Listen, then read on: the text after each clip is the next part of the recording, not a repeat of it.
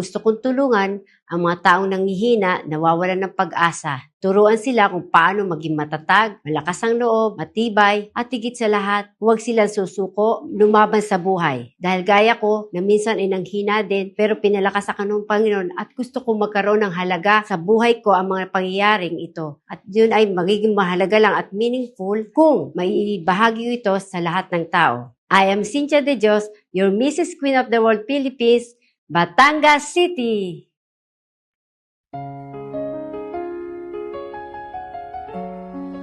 Mula sa paglalako sa palengke hanggang sa entabladong ito, hindi ko ito narating dahil sa lakas ko, kundi dahil sa biyaya ng Diyos.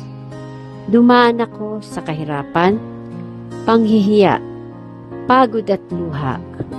May mga araw na hinabol ako at hinuli ng gwardya. Kinumpiska ang paninda ko at tinanong ko ang Diyos kung bakit kailangan kong pagdaanan ang lahat ng iyon. Pero pinili kong magtiwala. Pinili kong magpatuloy. Pinili kong hawakan ang kanyang salita. Sabi ng Panginoon sa Isaiah 41:10, "Huwag kang matakot, sapagkat ako ay kasama mo." At iyon ang naging lakas ko araw-araw. Nagpatuloy ako at nagtiwala kasama ng panalangin ko habang naglalako araw-araw.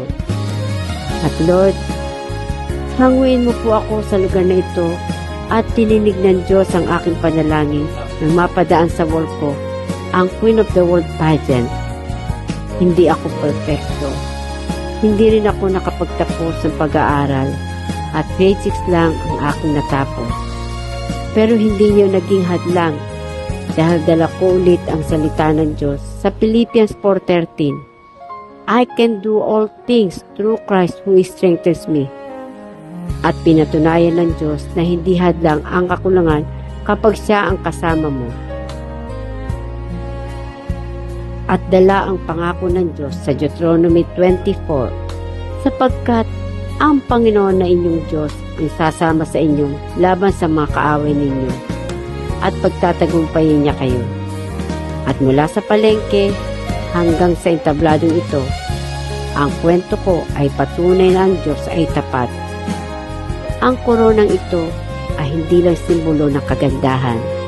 Ito ay simbolo ng pag-asa, pananampalataya at paninindigan.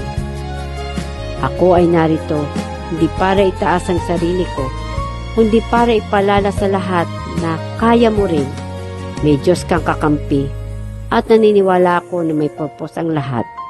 Dahil muli na naman po sa ibang bansa sa New York, USA, ako ay napili at naparangalan bilang Spirit of Pageantry Queen awardee.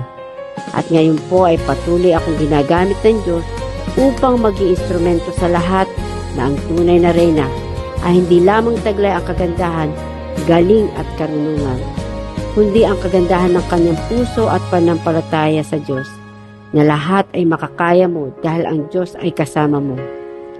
Maraming salamat at sa lahat ng papuri. Sa Diyos ang lahat ng karangalan at papuri. To God be the glory. Purihin ang Diyos.